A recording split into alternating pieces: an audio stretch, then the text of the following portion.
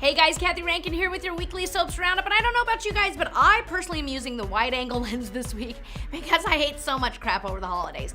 And speaking of crap over the holidays, it's that time of year on the soaps.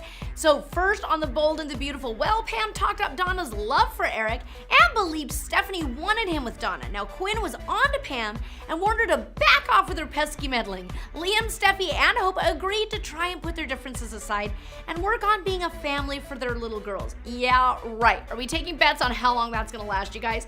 And everyone gathered at the Forresters for Thanksgiving and shared what they were oh so thankful for. Coming up, Taylor is back and confronts Hope. Now, on Days of Our Lives, well over in the mental institution, and you know every city's got one on the shows, Abigail attacked Gabi after she admitted she'd been gaslighting her. Paul left Salem for San Francisco, where his mother found, surprise, surprise, an experimental treatment that could help him walk again miraculously. And Valerie headed to DC to take a chief of staff job, but she and Abe decided to try a long-distance relationship. And after choking on his Thanksgiving turkey, Victor had a change of heart about keeping Will and Sonny apart, and the two reunited. Coming up, Leo's return from the dead shocks Will and Sonny, but doesn't shock any of us, since people returning from the dead is a totally normal thing on our shows.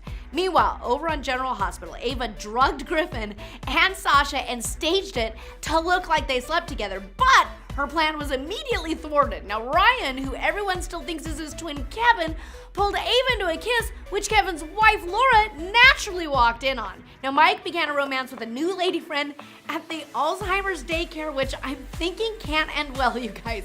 While Stella reconnected with her long-lost love Marcus, who was in town because his wife was being treated in Port Charles. And Joss finally learned Oscar was sick.